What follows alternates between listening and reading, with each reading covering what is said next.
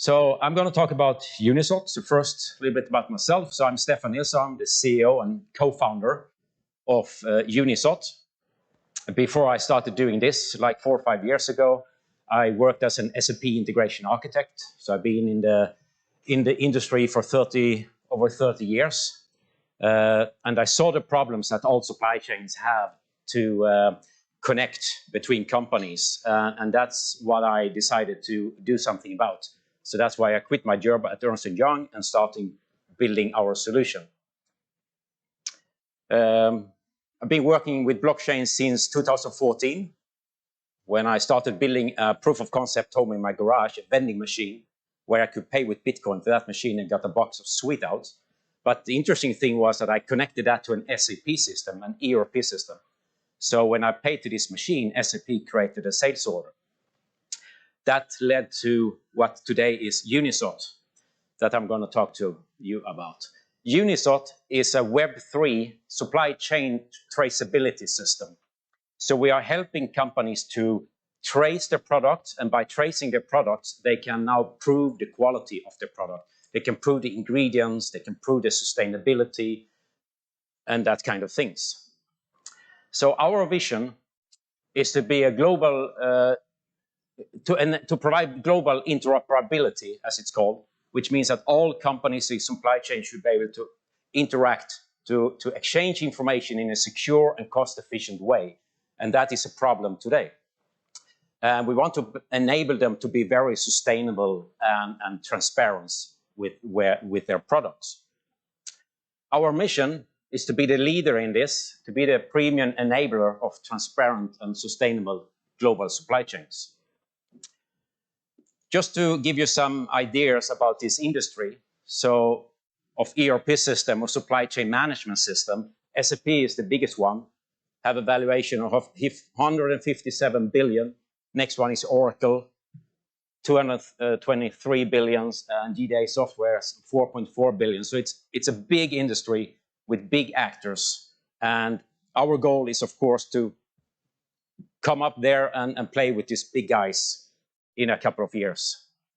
The total addressable market for this, for the supply chain management software, is $33 billion. So that's a good start, but we actually start by focusing on food and beverage, because we think that food is the most important thing in any kind of global supply chain today.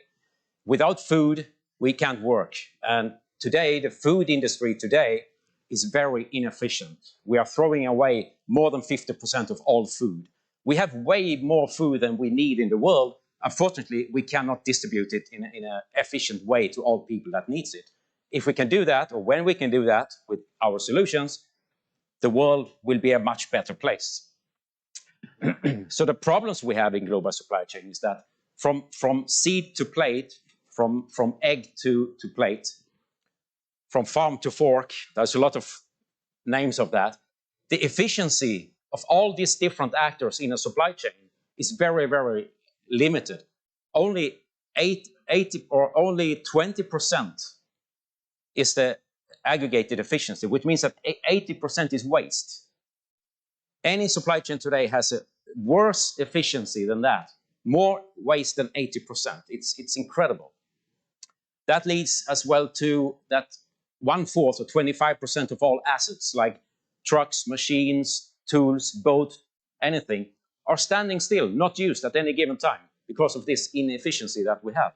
It's tying up a lot of capital, $2.5 trillion, and we have this whole counterfeit industry, which is by itself is gigantic in $3 trillion, which is actually 3% of the world GDP is in fake counterfeit products. The biggest one is actually footwear.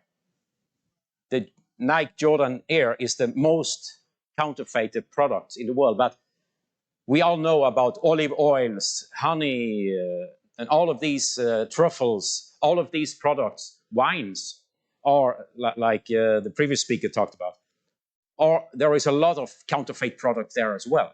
Just there is a whole market of empty wine bottles.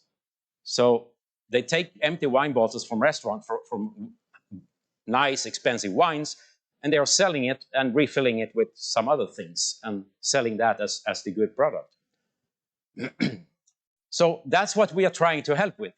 We're not trying, we are helping with this. So we provide companies with the tools to prove their products, to prove the sustainability, to prove the provenance, where the product is coming from. Is it actually Italian olive oil? The quality of that product, is it actually the quality that they say? Is it ecologic? Is it vegan? Every ingredient? Is it sustainable? And is it ethically sourced? So now we have got new EU laws in Europe, the supply chain sustainability law, where companies have to prove that the personnel and the people working in this has good environment, is paid good, and so on. So we provide a function that we call a digital product passport, actually a smart digital product passport. So you can scan a QR code or an RFID on a product, and I'm sure you have seen this already, that there is a QR code on products. You scan it, and you come to a boring website. We can do that. That's the first step. We can show some information about the producer, some nice videos, some text about where it comes from, and so on. That's important. But what we add to this is the next layer, where we actually prove that data. We can prove where the product is coming from. We can prove the ingredients. We can prove the sustainability and all of that. And thanks to that, we are using the BSV, the public blockchain.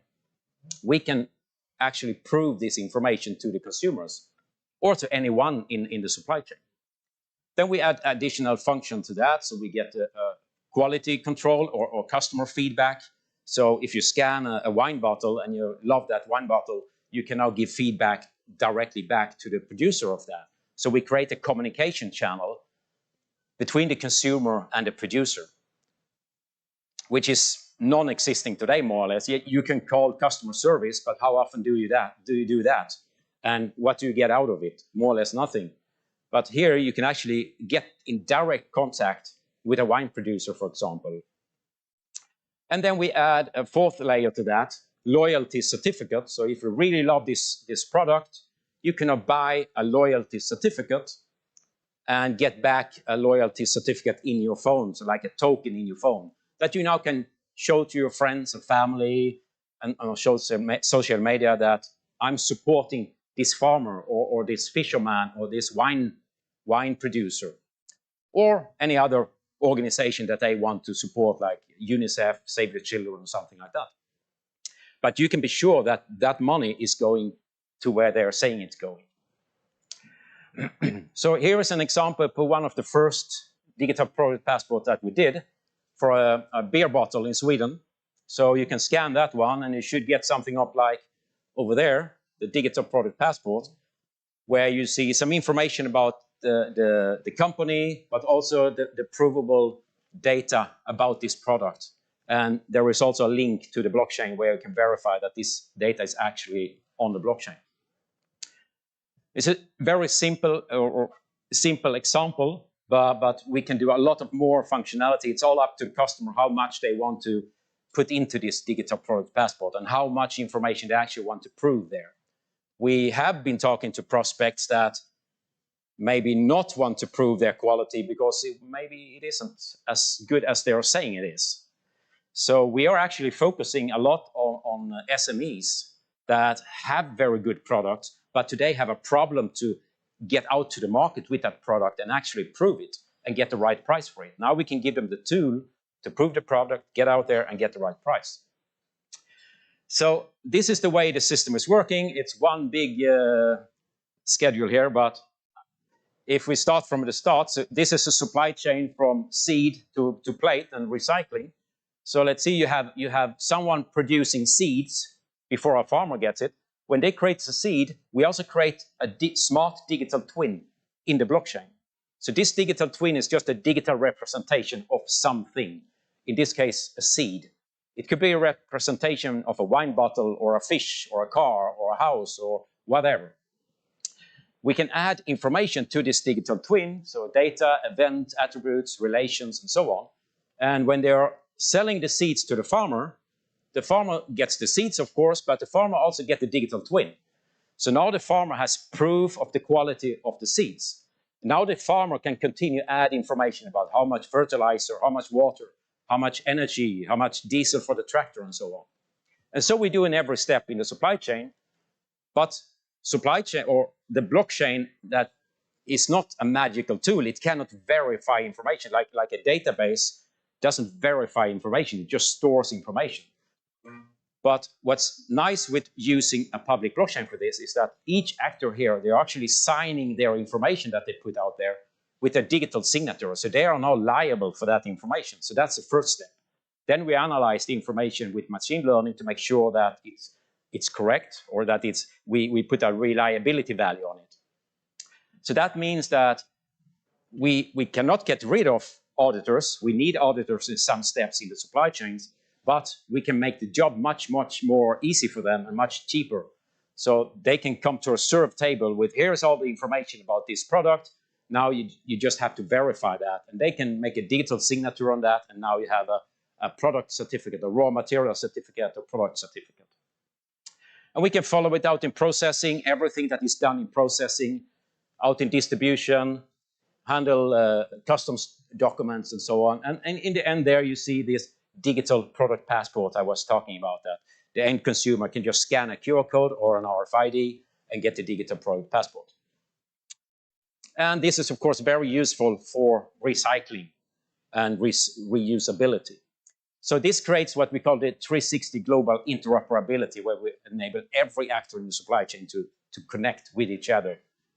And because we're using blockchain, we can do nano payments between them as well. So we can enable them to start monetizing their information. So they can put a value, a monetary value on one temperature or one location and start selling that between each other.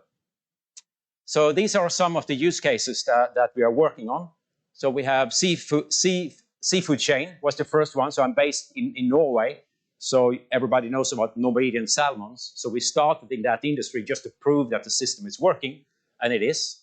We are now looking into starting up kosher on chain. So that's why one of the reasons we're here in New York to talk to the kosher industry.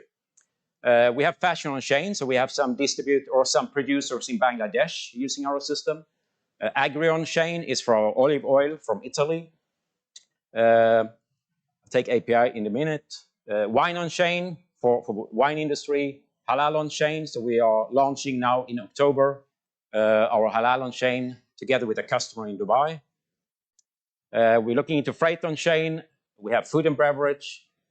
And we have sign on chain, which is like an electronic signing function. So DocuSign. And the API, of course, we are selling this system also as an API system, so platform as a service. And so company can connect their system to the blockchain.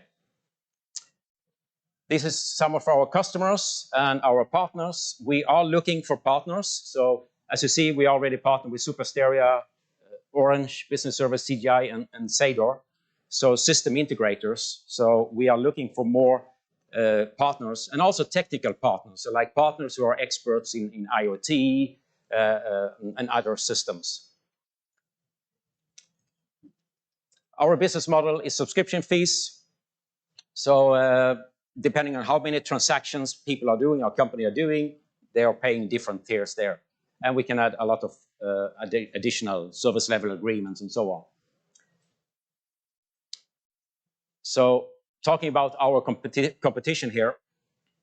So most or all of our competitors, there is a lot of companies trying to do global supply chain traceability and management.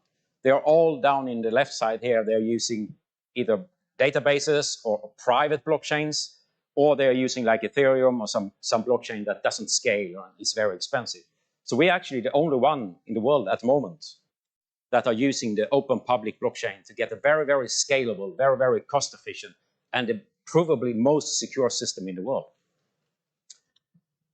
This is the team. We are a small team of 8 people in Norway, and happy to take any questions about that. Thank you, Stephan.